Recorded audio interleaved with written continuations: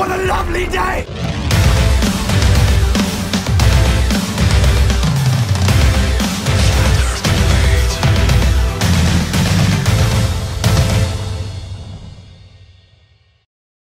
Welcome to Flat Earth Debate. I'm your host, Nathan Oakley, and if you're new to this channel, or you've not done so already, be sure to subscribe and hit the bell notification icon to keep up to date with the Flat Earth Debate.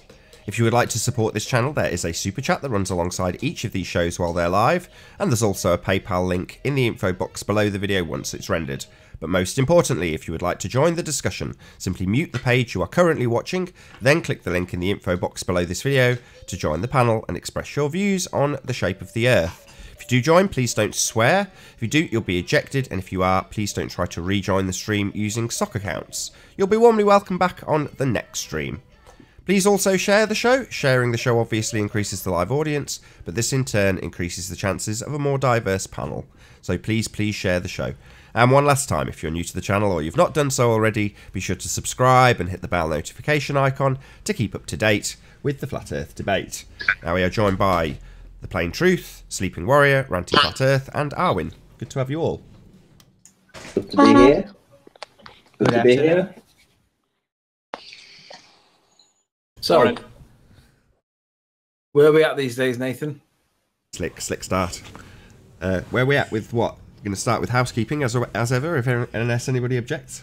Yeah, let's do housekeeping. Remember to be concise, Nathan. I'll try my best, Ranty. Thank you. Good advice. Any signs of Earth-based curvature, gentlemen? None. Only a little bit of sounding magic with a little bit of CGI birds. That's it. Any signs atmospheric curving. No. No, I prefer CGI birds. It's got a better ring to it. Specifically, Earth curvature. The curve of the Earth. Any signs of that? Oh, I saw a hill once. Yeah, I mean Mount Everest. That's quite a curve on that. Any curve consistent with a spherical Earth. My God. Oh, it's like pulling well, teeth. I say to be concise. No. Any signs of axial rotation, specifically of the Earth-based variety? No. No. Any evidence for the distance to the Sun? No. They don't know any of the distances to any of the celestial objects. Any more? Anybody? Anybody? Distance to the Sun? No? No. Any proof of gravity? We've got proof of things falling to the floor. Whether that's gravity, we can debate that all day long. Any proof of gravity? No.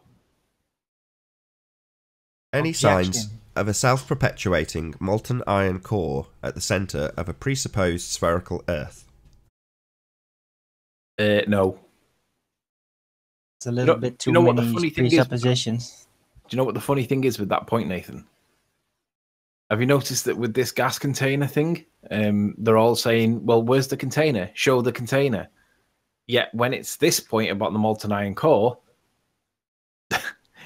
show the molten iron core, and you guys can't do it. So why is it that you guys are demanding us that we have the container and prove the container, but when it comes to the molten iron core, you just accept that you have one, but you can't prove it? Hypocrites. Yeah, well, the difference between that and gas pressure without a container is that the container is the necessary antecedent. Without a container, you don't have gas pressure. There is no antecedent to the self-perpetuating molten iron core at the centre of a presupposed spherical Earth. Anyway, moving on. Is there any actual evidence of gas pressure without a container? Nope. Gotta have a container. Yes and no. Oh, yes and no. Go on, Owen. Oh, here we go.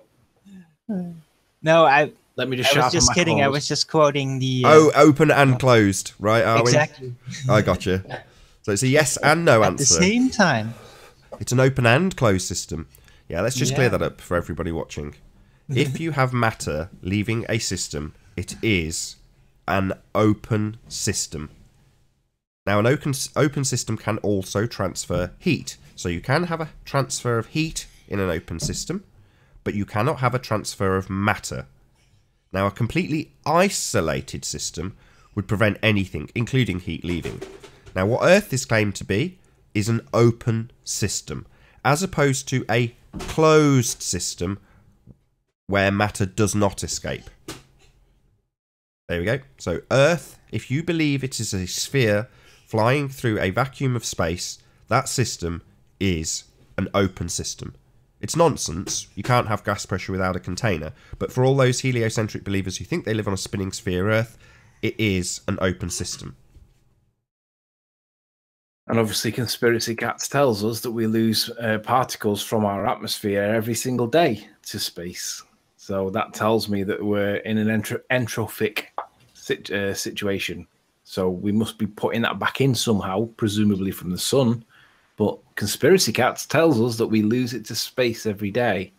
So we must be an open system, right? How do we have the pressure? Can't have it. I think that concludes our housekeeping. It does. Bill Miller. Oh, yeah, Bill. There are no Good signs Bill. of Brian Mullen. Yeah, no evidence of Bill Miller. None whatsoever. That's another lie of George Netanyahu to add to the list of lies from George Netanyahu. Okay, so let's move on. So we've got Tim Osman, who's just done a broadcast a couple of days ago about Dell. And his claim is that Dell is being, quote-unquote, coached by Eric Dubay. Because when Tim Osman joined a stream, presumably off-air stream with Dell, when he joined, Dell was in the middle of listening to an Eric Dubay video, which is blatantly obvious. However, this, in Anthony's opinion, and I agree with him, is just a way of diminishing the severity of what GeoStreber, Soundly, and Sean Hufford have done, which is to actually be coached. In the case of GeoDeceiver / GeoStreber / Alex, GeoStreber was being coached by Soundly. And we'll get on to a piece of evidence or a piece of information that we were passed, or Anthony will in a moment, which will back this assertion. So, after the fact, after being coached, GeoStreber has denied it. And then between... Oh, thanks for the super chat, Mark. After the fact, they've got together in a group of the three of them, the two conspirators to actually deceive the audience and Anthony. That would be Soundly and GeoStreber. Soundly, who was conducting the hangout with Anthony, and Soundly, the voice in his ear. So those two and Sean Hufford have got together and claimed about 2 weeks ago that it wasn't actually Soundly coaching GeoStreber, but was in fact Anthony playing a hangout with Soundly and Sean Hufford that just happened to sound like a contemporaneous conversation between GeoStreber and Soundly, with Soundly coaching GeoStreber on the exact point that was being talked about at that very moment. So that's their claim. It's a hangout, and so far, crickets. Nothing. We've not been shown this hangout they claim it is. Nathan, let me rejoin Skype and let me play the clip for everyone. Okie doke. Well, just to fill in a bit of information for people that haven't actually seen it, I think you're referring to that Tim Osman live stream that he did, where he basically says that Dell's listening in. Oh, sorry, Dell's actually having a conversation with Eric Dubay when he's trying to debate Tim Osman. Is that correct? Yes. Yeah. What a load of crap. I heard it too. I mean, it was obvious that Dell was listening to a video, and that was it. And as soon as Tim came on, he turned off the video. That was it. He had like 3 seconds of hearing Eric Dubay in the background, and then he did a whole live stream about it, and it's utter rubbish. Yeah, but Tim's trying to pass it off as though he was being coached, like I said about GeoStreber. But you could clearly hear that the volume was the same volume as what Dell was at. Now, in my case, the volume in question with me was that quiet that I had to amplify it 400% to get it. You didn't even have to do that on the Hangout that he's claiming that Dell was being coached on, because he was listening to a video. Big deal. He turned it off when he joined. You know, what's the big deal? He wasn't being coached. He was watching somewhere. He turned it off. End of conversation. That's it. Right. So, Nath, do you want to present my screen?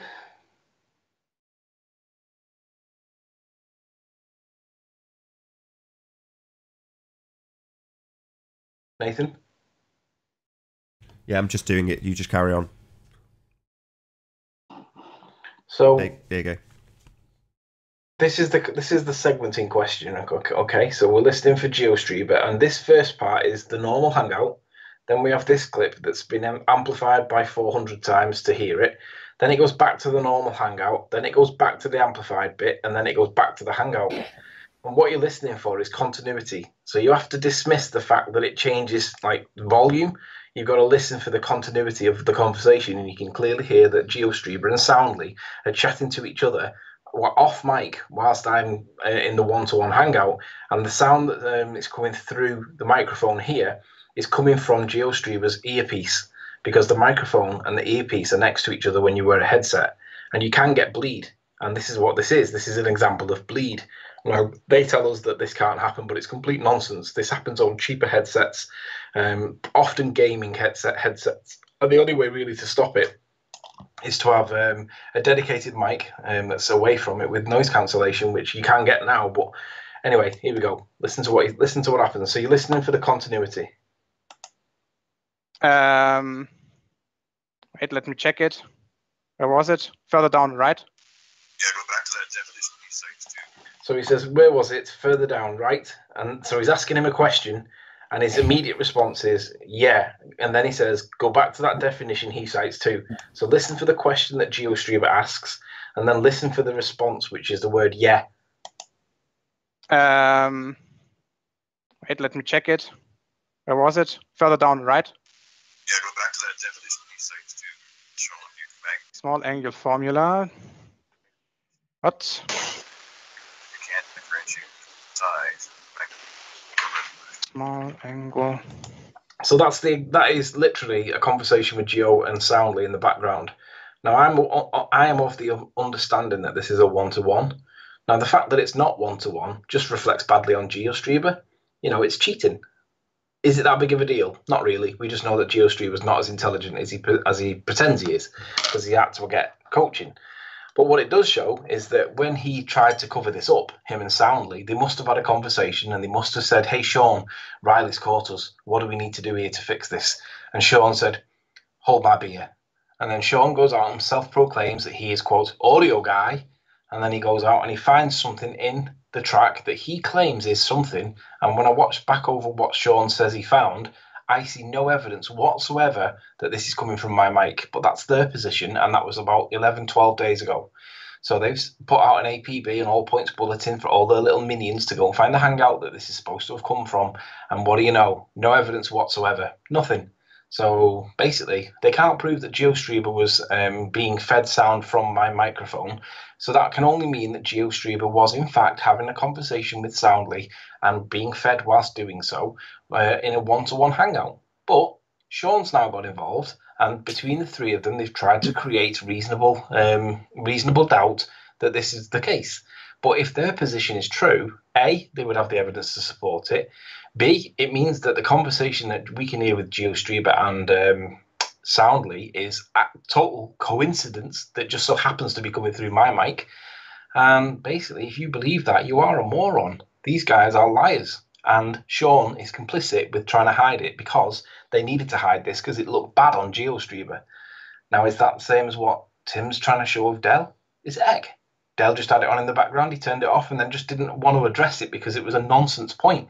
But Tim's jumping all over it to try and make Dell look bad, to try and deflect away from GeoStreamer and try and trivialize the matter. Now, the reality is, it's not whatever Dell did. It's nothing like what GeoStreamer did, because you didn't even have to do any forensic analysis on the sound. You could just hear it. You were listening to Dubé, and that's it. Turned it off. End of discussion. Yeah, I mean, Tim Osman had Awake Souls on his. Sorry, Ranty, I'm really sorry to cut you off. I'm really sorry. But I just want to get this point in before we go on to something different. So I'm going to read a message I received. I'm not going to give you his name, but GeoStreamer claimed that the audio came from Anthony. It's ridiculous, I know.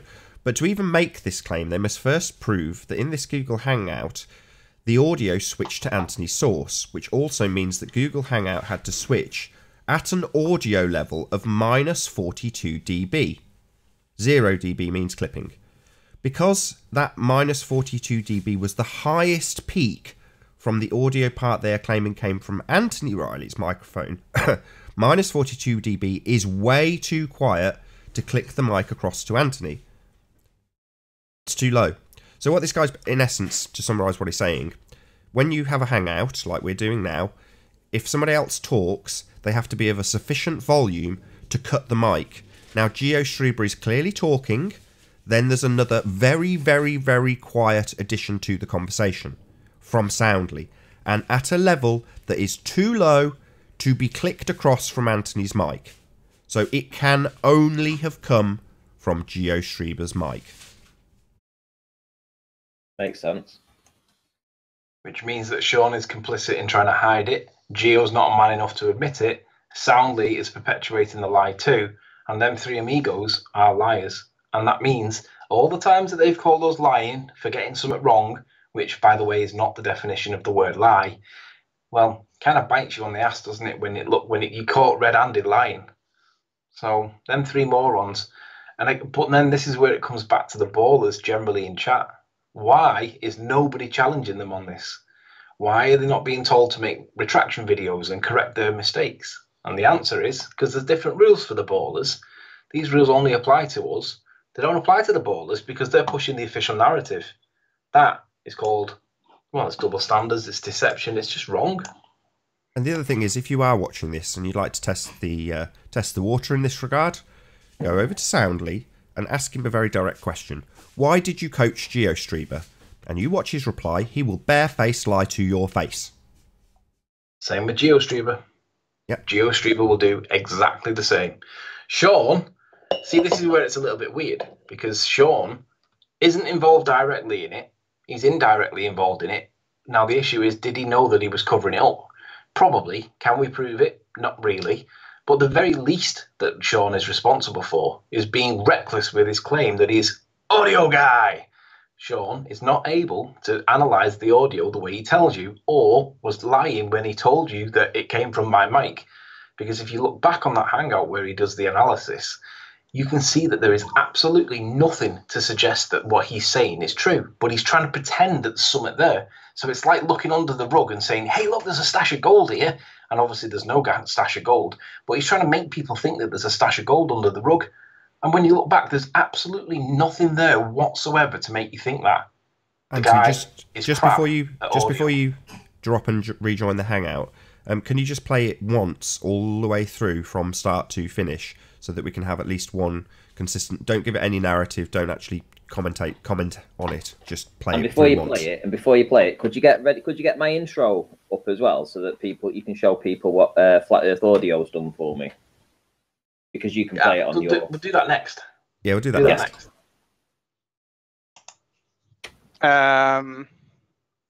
Wait, let me check it. Where was it? Further down, right? Yeah, go back to that definition he cites to show you mag. Small angle formula. What? You can't differentiate size. Small angle. Did you change the page? Yeah, it was the second page. So you want to go back to all right, yeah, the small angle formula is approximation. If you don't want your calculation. Now, when he says go back to that definition, there is a definition that we're talking about just 30 seconds earlier, which is probably what he's referring to. We can't quite tell what the second part of what he says is. Go back to that definition, the definition he cites too, and then he says something else, and we don't know what it is. But that's irrelevant. The point is that this conversation, this part here, is a back and forth between Soundly and GeoStreamer. He says, I'll just play this little clip because it's just so good. Wait, let me check it. Where was it? Further down, right? Yeah, go back to that definition he cites. So where was it? Further down, right? Yeah, go back to that definition he cites too. So obviously, then morons have got to produce this evidence to prove that this hangout somewhere in time has took place that I was supposed to have been listening to, that keyed in the microphone at minus 47 decibels and made it come through as though it was my sound. Or Sean can't audio. It's one or the other. Well, we all know the liars. Yeah. This isn't the first time that they've done this trick, so we were aware of this months and months and months ago. It's just good that you've actually caught it on audio, so good for exposing them. But essentially, I think everybody that's listening to it right now knows what you're saying. They can't disagree with it. They know that he is being coached. The only people that are lying about it are them three.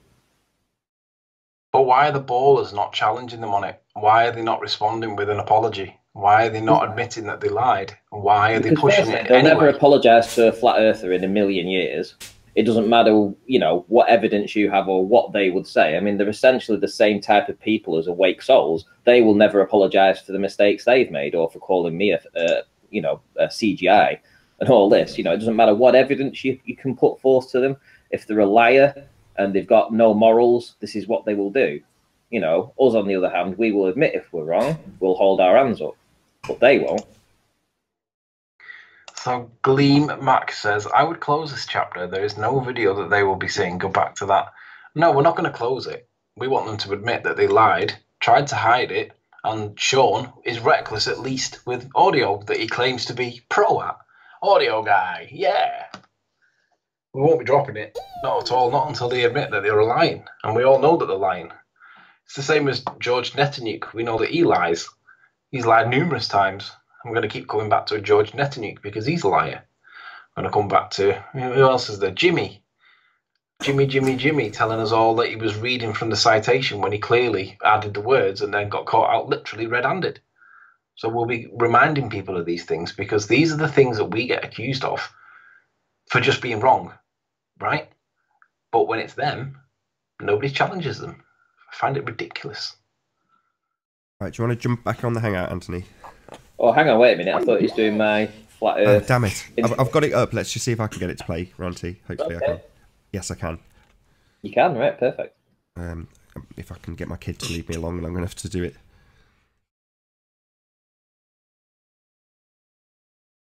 Okay, let's give this a go.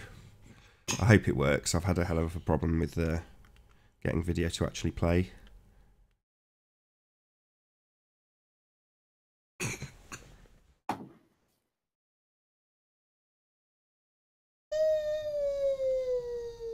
Where is it? Where's what? There we go. There it is.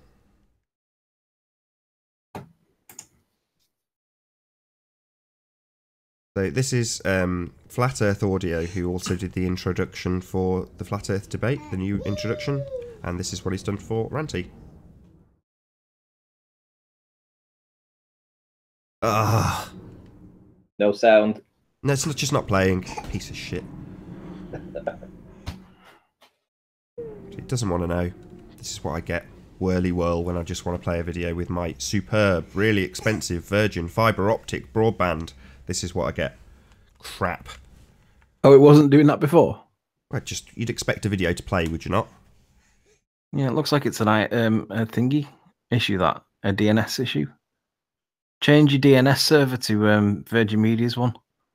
Don't know what that means. I'll talk you through it after the show. Okie doke. There we go. Nothing. It played a second ago. Sod's law. As soon as I actually need to play it live while the audience is watching, making me look very amateur. Thank you very much, Virgin Media.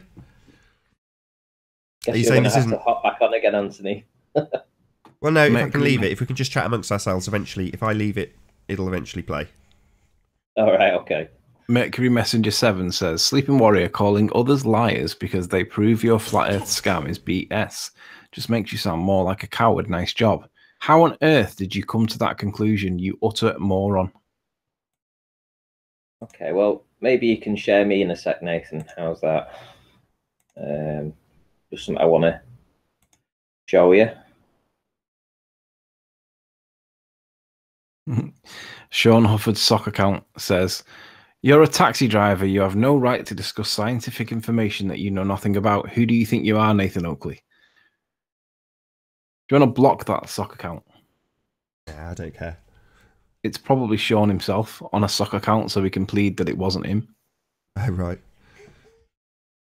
Who are they to claim that nobody can do science but the scientists? That's ridiculous. Guys, sorry, I've just put Ranty up because he wants to show something. I've got him on screen and we're just not talking about Simon Dan, so we've just got Simon Dan. Right, okay. Yeah, so Simon Dan, I noticed about a month ago that he did a Patreon, and at that time he had very few Patreons, and he had a total which was for $100. He said if he reached $100, he would be releasing twice weekly. So this is what he says. If he gets donations that total up to $100, he would be releasing 2 videos every week. And that's utter manure, because up till now, he's still only producing 1 video a week. And of course, then he's got tier 2, $250 reach target, tier 3, blah, blah, blah, blah, blah. He says that his audio will increase, his video performance will increase, all this kind of stuff. He still sits in the corner. He doesn't move. He still sits in front of that window. Nothing's changed. People are donating to him and he's not actually doing anything for them. Just thought I'd point that out. Is this the guy with like a zillion subscribers? Yes. Yeah. So basically, he said if he gets $100 worth of donations, right, he will release twice a week. Well, he's up to $421 a month now, right? Then when he reached 250, he said the quality will be significantly better. He'll be able to get more materials for reading knowledge, all this kind of stuff. And then obviously, if he reaches the $421 to $500 per month, which he actually has now, he says he'll be able to reach further, do all this kind of stuff. You know, nothing's changed. He still sits in the corner, only releases 1 video every week. He's full of it, just on the scam. So for $500 a month, wouldn't you think he'd get a better haircut? Probably. Probably. I want to see what he's going to do with his... I want to see what this new technology is going to use and how his videos are going to become any better than what they are. Nah, subscribe to Conspiracy Cats. He does 2 a day, 2 a week without having to take any Patreons. And while you're there, ask him if you can explain why we lose atmosphere to the to space every single day, but we don't have we have pressure, gas pressure, because it seems a little bit contradictory. Sorry. Entropy, he says, on the one hand, but with a gas pressure on the other. How does that work? Or to have a concise question put to him, why do we have gas pressure without a container? Or how can we have gas pressure without a container? Maybe we should do that. Maybe we should do a video, video specifically calling him out, asking him to do a rebuttal of that. I asked him to come on the debates, and he said that he wouldn't come on and debate anybody. He doesn't debate flat earthers, he said. Hey, Chris. Hi, Chris. Hey, Arwen. Hey, guys.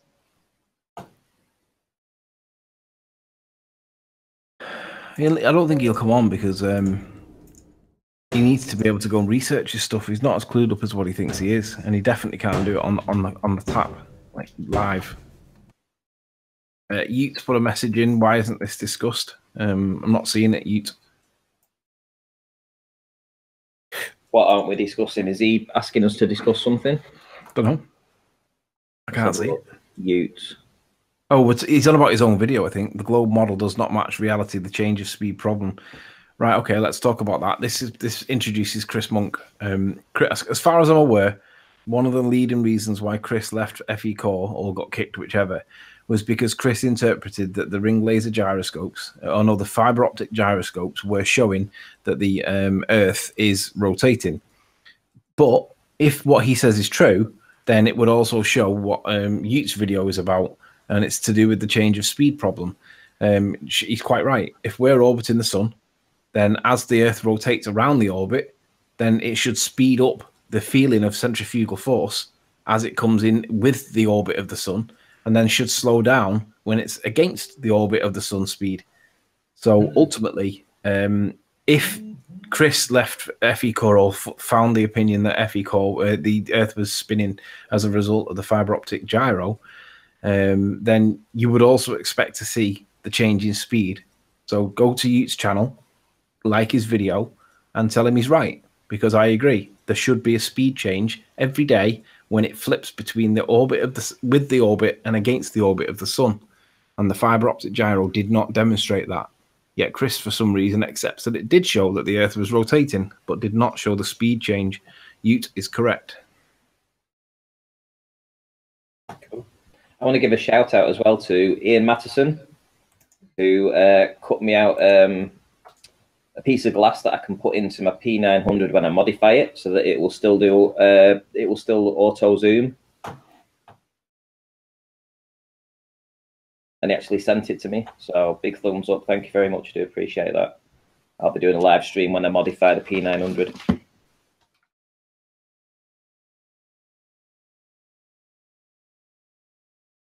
When When so you where take, were we? well, when you take the filter out for the P900, it leaves a small gap, apparently. So you need to replace it with a clear piece of glass. And he actually took the time out to cut it to the exact size measurement and mail it to me. Wow, Ian Matterson did that. Yeah. Cool. Gleam Max says Simon Dan said it does not need a container. Really? So how do we have a pressure without a container then? Oh, Pete Shea says Riley is put in place like the rest. I am certain of this. The whole arena is controlled. Wonder who he thinks is controlling me, and I wonder what place he thinks I'm put in. Come on, Pete, why don't you join the panel and let's hear these assertions that you're making, and let's see the evidence that you've got to support your assertions, and let's see if they're true. Hey, listen, Mark Taylor's just put, ask him, so Ian Matterson, what shape the Earth is. Ian Matterson isn't even a flat earther. You clowns are so funny. Well, you know, at the end of the day, whether he's a flat earther or a ball earther, he still took the time out to send me something to enhance my video photography. So if you think that him being a ball earther, he should not help a flat earther out, then you're the one that's actually lost here, not me. You know, because I'll talk to anybody. Don't bother reading Mark Taylor's nonsense. Just block him so that you never have to see his comments again, and then leave him to it. 50% of the people who donated to Ranty's P1000 were ball earthers. No. 50% of people that donated to Ranty's camera was Ruhif. That doesn't mean they were ball earthers. Ruhif's a ball earther. Exactly. Yeah, but ball earthers. The way you said that made it sound like half of them were like 20 ball earthers, 20 were flat earthers. But for some reason, Ruhif fancies Ranty. I don't know why.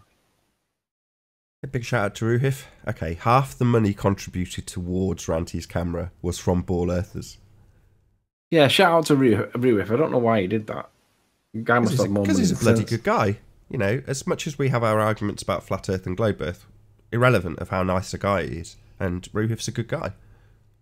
Exactly, yeah. And also, I mean, I've been talking to Ian on Facebook as well. So it's a case of he's been giving me tips and information on how to improve the photography and stuff like this. Now, this is from a ball earther.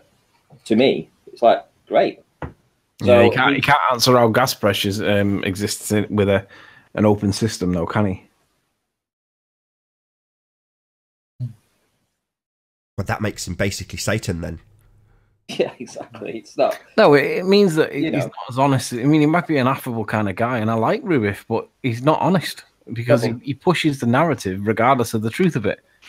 But That's there what I are don't still like. people. People are still people and should be treated as people.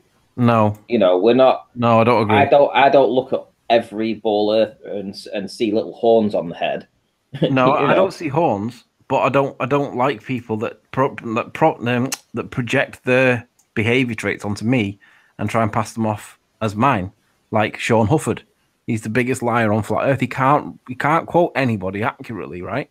But that's what he claims that I do. I'm not accepting that. That's not a human trait. That's a dishonest trait. The Neanderthal trait.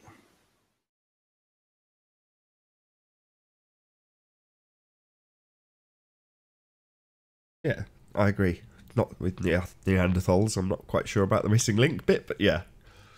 Well, all right. You can change Neanderthal. Guys, I wanted to get into the gyroscope thing for just a moment because I've been thinking about that, and I think that the ring laser gyroscope experiment said that it was basically rotating, and I'm thinking that if the foundation for the workings of this device is basically light-based and non-physical, like there's no real physical changes except for the influence of light, then I don't think that, it proves. Oh, you've gone, Arwen.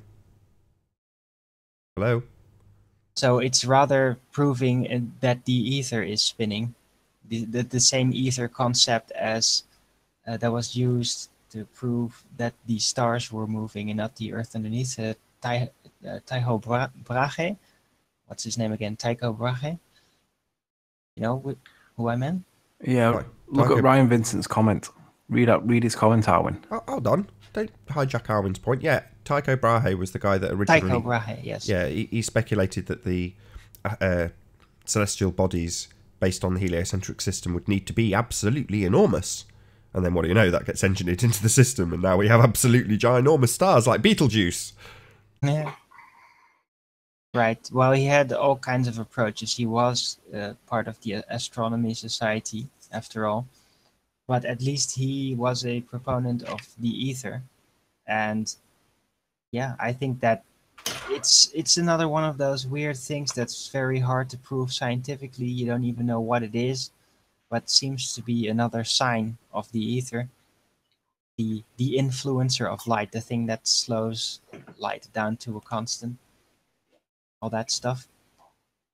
And yeah, apparently it's spinning according to the new gyroscope, the light-based gyroscope. Hey, Apollo. But still, regular gyroscopes don't do that. So yeah, the Earth is definitely not spinning. You can't prove that just with a light-based gyroscope. ASX. Hey, good morning. Hello, Do you guys agree to that?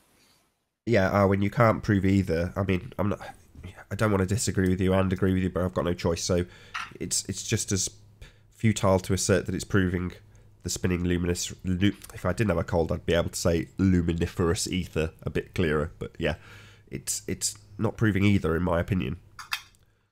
I agree to that. It's not really provable, but there seems to be signs of it, lots. Well, can I read Ryan's comment? Bumping into it, as it were. Something we don't really understand yet, but we seem to be bumping into it. Just another freak Can I show. read Ryan's comment now, Nathan, that supports Arwin's view that wasn't hijacking Arwin's view? Tell you were itching to do it. My bad. Sorry, Anthony. Go ahead.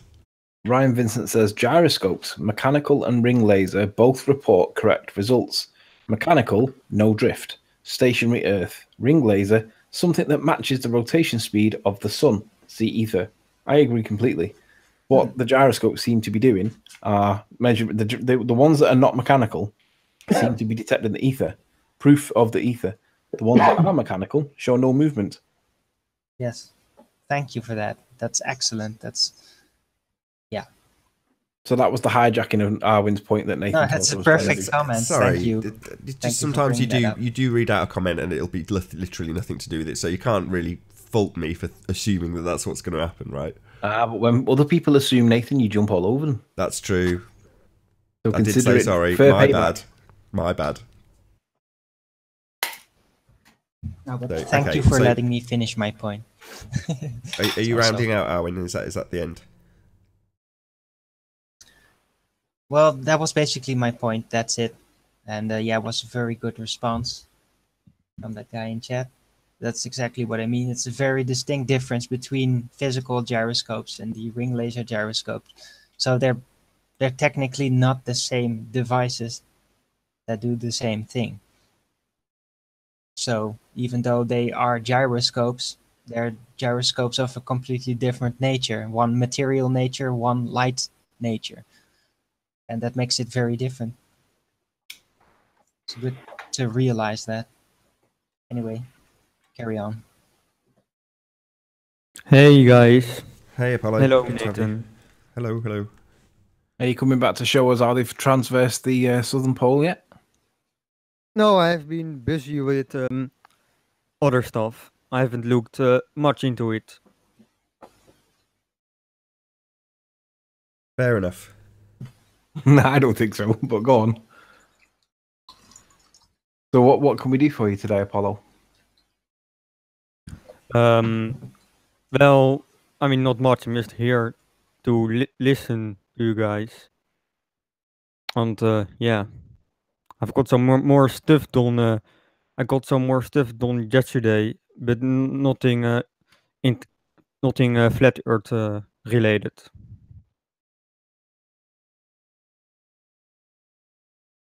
So you've not got anything specific today, then, no?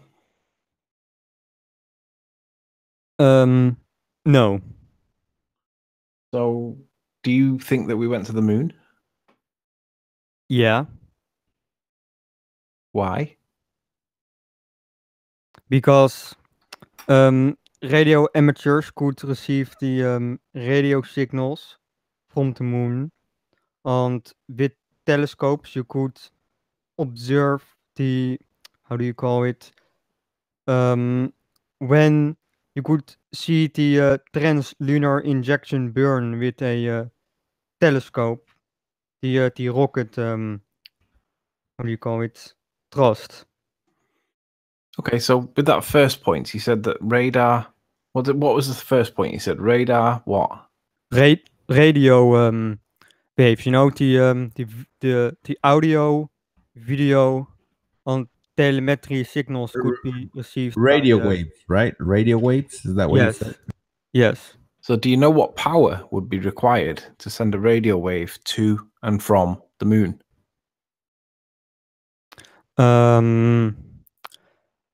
No. You should do some sums. You should have a look. People have done it for you online. You can check it. Just say how much power is needed to bounce a signal off the moon, and then we'll look at the value that they give you back, and then you tell me how realistically it is that radio is able to do what you say it can.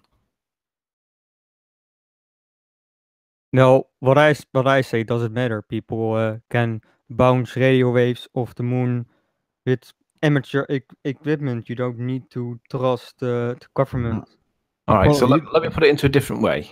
You need something that's got effectively the same kind of power as Saturn V rocket boosters, but amateur radio operators have a water pistol. So what I'm saying is your claim of amateur radio waves hitting and bouncing off the moon is not consistent with the amount of power that's needed to be able to do that. I don't understand what a rocket has to do with radio waves. I think we're talking about two different things here. It was a comparison. What I'm saying is you need the amount of thrust. I'm using the rocket as a comparison, not as an actual conversion, but as a comparison. You need the amount of thrust off a rocket to be able to bounce the radar off the moon or the radio wave off the moon. But amateur radio people only have a water pistol for the thrust. So what you're saying is the amount of Saturn V thrust is needed to be able to do it, but all they can actually get is a water pistol. Do you understand the analogy? I do. There are some pretty big radio telescopes available to amateurs. 25 meters is one of the bigger ones, I think, that is now owned by a amateur radio organization. And those are pretty powerful. Right. So let's see how powerful they are, and then compare it to how much power you need to be able to bounce a signal off the moon. Now, given that you've admitted that you don't know how much power is required, it kind of stops at that point. So your homework for today, perhaps, is to find out what the value is in kilowatts, which is a lot, and then see what the output is for the citation that you're about to cite before you cite it, because otherwise you're going to look daft tomorrow. So before we do this, you go and find out what's required volume wattage wise, and then we'll see what the radio people are able to achieve, and the scale is disproportionately against them. But I might be able to negate that homework if you're okay to answer a couple of questions, Apollo. So did you? I was in the other room when you said it, but did you say you do believe that men have been to the moon? Yes. Fair enough. So did you listen yesterday to the conversation that we had about open and closed systems? Don't worry if you didn't. Yeah, I heard about it. Okay. So would you say that you have a decent comprehension of the difference between an open and a closed system? Yes, I heard the definition. You can in a closed system you can transfer energy but not matter. On an open system you can transfer energy but not matter. No, those are the same. You've just repeated the same thing for both definitions. Oh, sorry. In an open system you can transfer both energy and matter. Right. So would you class the Saturn V as matter? Yes. So we're definitely in an open system then, correct? Affirmative. Excellent. So we're in an open system. So how do you explain how we have gas pressure without a container? Because there is a pressure gradient. Sorry, gas pressure gradient would first require gas pressure, would it not?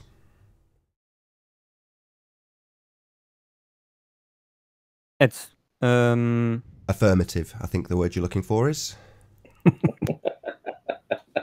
well, at the bottom of the gradient, you have, of course, the gas above you pushing down. But yes, at the bottom, it would be gravity that is holding it down. Right, and at Not the the top, density itself. so at the top of this gradient, there's a top layer of gas. Agreed? There will be a last layer, correct? Yes, very faint. Right. So at the top layer, let's not worry about the bottom, we have gas pressure, correct? Correct. How do we Albeit have, very low. regardless of how low, it is gas pressure, correct? Correct. How do we have gas pressure next to a lower pressure system, a vacuum? Because at some point, the air molecules will still be close enough to Earth to be attracted by the gravity, but it isn't strong enough to push it together into a higher pressure. So it stays at a lower pressure, aka Okay, so- a pressure gradient. So we As have you go we have further gas pressure. down. We have gas pressure at the top. Yeah. Yes. And you're saying that gravity is the thing that holds it. Can you demonstrate that to me? Gas pressure without a container. Can you demonstrate that?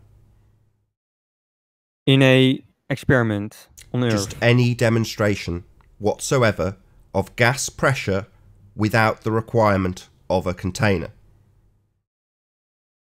That would be shooting up a rocket with a pressure gauge and measuring how the pressure lowers as you go higher until there is almost nothing, until the device measures pretty much no pressure. Yes, that's fascinating. So very much no pressure is still gas pressure, as I've just asserted twice. You have agreed and conceded. We have gas pressure. Regardless of how low you think it is, you have low gas pressure. So what? It's gas pressure. And I'm asking, can you demonstrate any variety of gas pressure without a container? Yes, by shooting a rocket up with a pressure measuring instrument and reading it go down. I'm not sure how high the best amateur rocket went. It was like 50. I'm not sure actually how high the best amateur rocket went, but you should expect a drop in pressure as this rocket goes up. Yes, I'm not sure if they you've said have it 3 any- times. It drops in pressure. So we still have gas pressure, and you're saying you can send a rocket up and notice that we have gas pressure. That's not a demonstration of gas pressure without a container, unless you are to assert, as you already have done, that we don't have one without any demonstration of it. So you're saying, because I say so, if you go up, there's no container. Well, can you show me that? You would. I haven't seen a rocket stop. I mean, I haven't seen an amateur rocket hit a container before. Okay, I haven't- maybe you can show me a rocket transitioning from the gas pressure to the vacuum. Can you show me that? No amateur rocket has gone that high. I think no. Sorry, I'll repeat my question. Can you show me a rocket transitioning from the gas pressure we all know and love into the vacuum of space none of us have ever seen? Have you got a transition of a rocket from the gas pressure into the vacuum?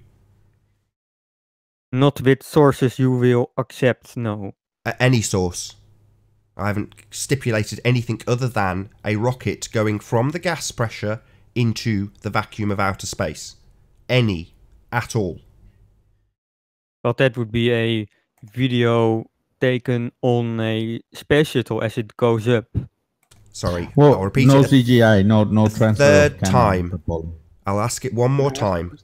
Do you have any video evidence whatsoever of the transition of a rocket from the gas pressure we all know and love and understand and experience into outer space, claimed to be a vacuum by you?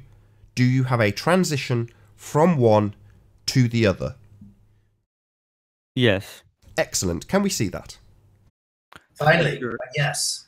Let me look it up.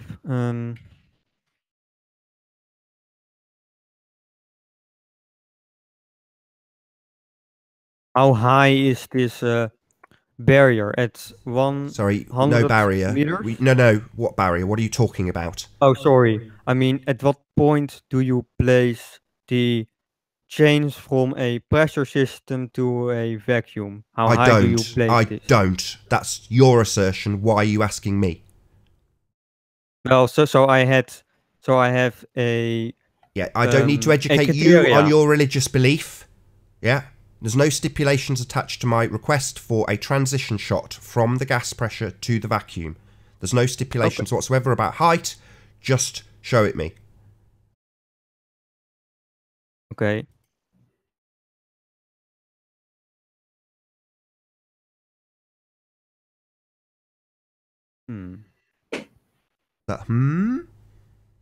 Yeah, I'm looking at some videos right now. I didn't. Excellent. Let's have a look. Yeah, I need to find one that is pretty good. I can't just show you the first result because, you know, I need to do some searching before I give you one. Can I ask a question? Go ahead.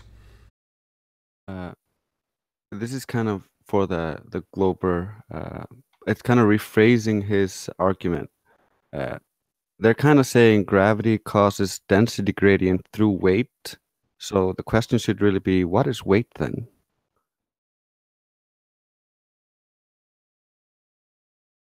And you can look at a lot of different videos. I could probably find some.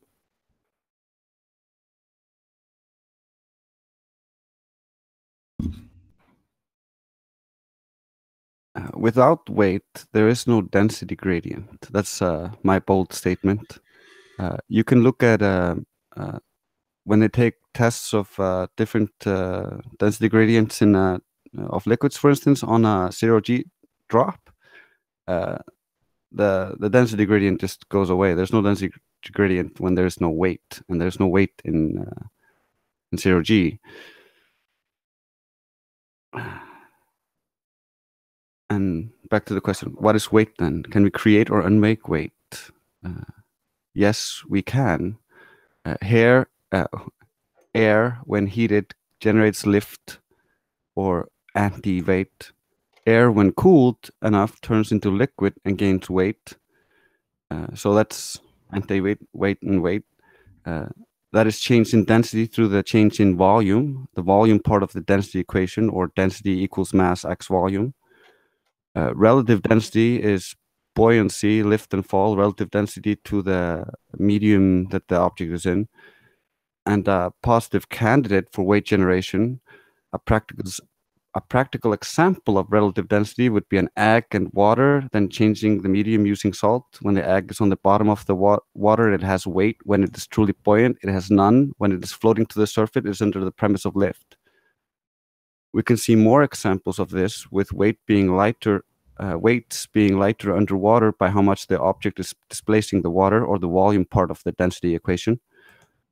But the same is true when we put the objects into but is the same true when you put the objects into a vacuum chamber? No, because the mass or weight of the object doesn't go anywhere. So it's not relative density. We know that. So how about a more practical example? A fast elevator going up with a weight on a scale, or going down with a weight on a scale. One showing loss in weight, the other gain in weight. Same is true for the 0G plane, only more extreme. So we can show that weight is gained and lost with motion alone. I think the answer might then lie in the laws of motion. Weight is relative to the density of the medium it is in, provided the source of the relative density difference is constant, or weight or mass. Weight is an integral part of density, and therefore the density gradient. Well, I've just nearly spat my coffee out then. Oh, sorry. What was it you just said about the vacuum chamber and weight being relative? Yeah. weight isn't relative in the vacuum chamber. If you pull all the air out, it doesn't work the same as if you put a object into water. It loses weight, but if you pull all the air out, it doesn't like gain a lot of weight. So what's your point then with the vacuum chamber with regards to gravity? A lot of flat earthers are stuck on relative density, and globers can't accept that because they think they know the cause as being gravity, because relative density doesn't explain the density gradient. Yeah, it does. Yep. And it doesn't actually explain the density gradient. Of course it does. What are you talking about? Because density gradient comes from the weight, and relative density doesn't create the weight in a vacuum chamber, for instance. So it doesn't do it all the time. It's. Well, hang on, slow down. Relative density does not do it in a vacuum chamber. Is that what you just said? Yeah. Right. Evidence, please. You can look at YouTube, find some videos. Yeah, I'm saying they don't exist, and you've just made an assertion that in a vacuum chamber. No, I saw a video of it in a scale with in a vacuum chamber. Pardon? I saw a video of it. Let me find it. Yeah, and I'm asking you to produce that because you're saying no that problem. Relative density doesn't exist in a vacuum chamber, which is utter nonsense. Well, and I'm one of the flat earthers that's stuck on relative density, and you're going to have to show me how I can get off that because I've been wanting to get off relative density for years, and I'm stuck on it. So Yeah, you need to show me how. No problem. I'll try to find the video and do all that. No problem. Okay. Because I want to get off this relative density thing I'm stuck on. I know. I was stuck on this too for a long ass fucking time. No swearing. I'm sorry. I'm not used to being on the show like this. How are you getting on, Apollo? No, but I agree with you. Yeah, almost. I agree with you. You agree with who? Yeah, with love, wisdom, harmony. On what point are we? That there is another force, a gravity. Yeah, and we all know this. Well, we've had this conversation many times. You agree that there's a force, and you also agree that you can't prove it. And we should be agreeing that Hitchens' razor applies to the concept that you believe a force, but can't prove it. Hitchens' razor is that if you assert that there's something and then produce no evidence for it, it can be dismissed without evidence. Well, what we should really agree with is the fact that it's absolute horse manure that a pressurized system can exist inside a vacuum. Because the whole solar system, if you look at it as a whole, is supposed to be a vacuum. And we're a planet that is able to have an atmosphere that can resist the pull of this vacuum.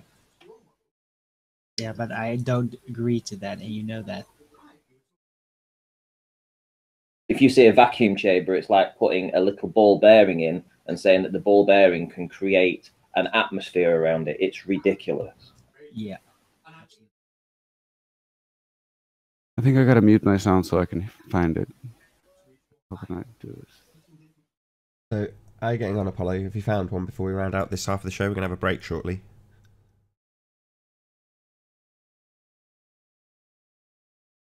I'll join later. How are you getting on, Apollo? Yeah. Okay, so I've got this Space Shuttle launch video. Excellent. With cameras that were mounted on the solid rocket boosters, sorry, excuse me. And they separate at approximate 30 miles or 49 kilometers. And this is about that is about here. I'm going to pop it up on screen you have so you can have a look. much less pressure than than just Earth. Sorry, that's not what I asked for, though, is it? I would have to. So you want a video of it in orbit? No. I repeated it 3 times. Attempt to repeat back to me what I said to you 3 times, Apollo. You wanted a video of a rocket going up into vacuum of space? No.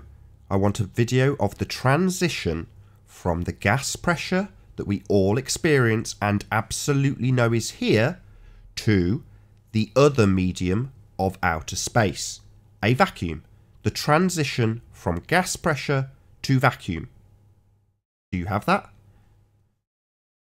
In other words, where the rocket leaves the Earth's atmosphere and then sets into orbit around the Earth.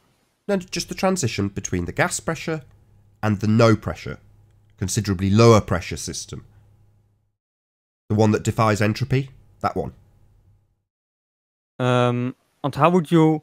Do you want to see the air molecules disappearing or something?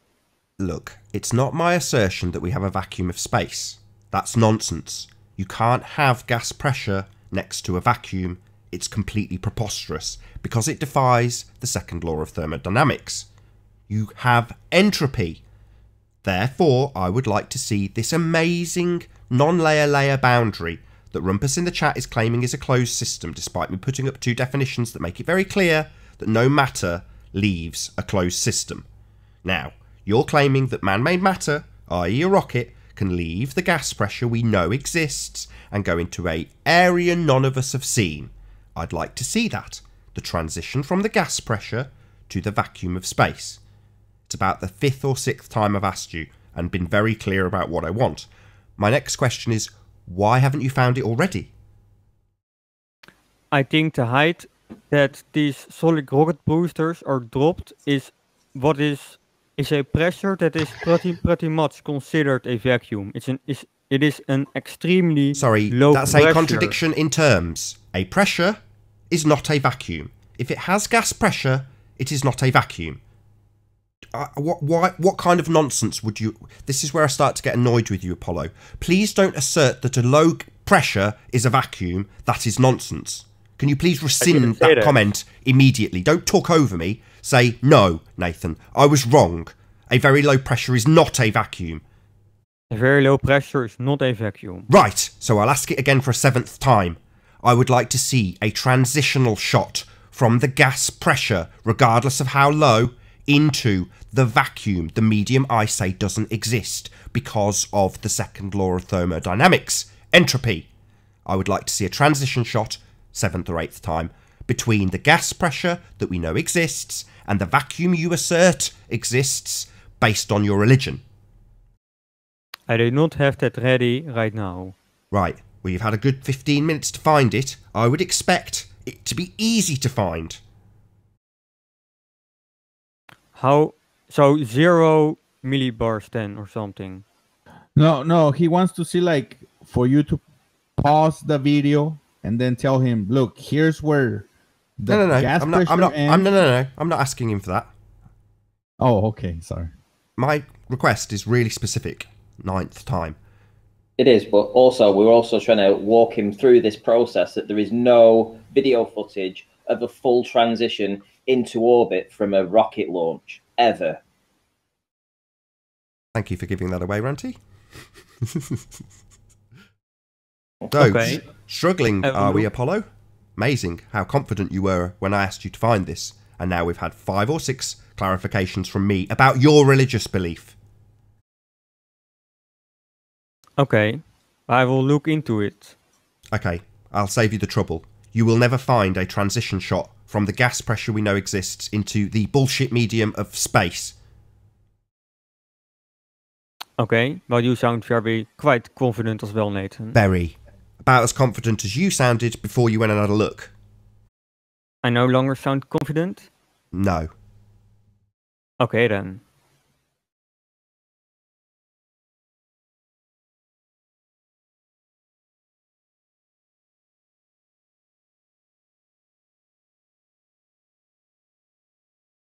Alrighty then. With that, I'm going to say first and foremost a huge, massive, enormous thank you to all of the live audience for tuning in and hopefully sharing this debate. And of course, a massive thank you to all of the debating panel for making this debate possible. If you hated the show, then you know exactly what to do. But if you like the show, maybe consider sharing it with a friend or subscribing if you've not done so already. I've been Nathan Oakley, and I'll see you all in the next video. Oh, what a day! What a lovely day!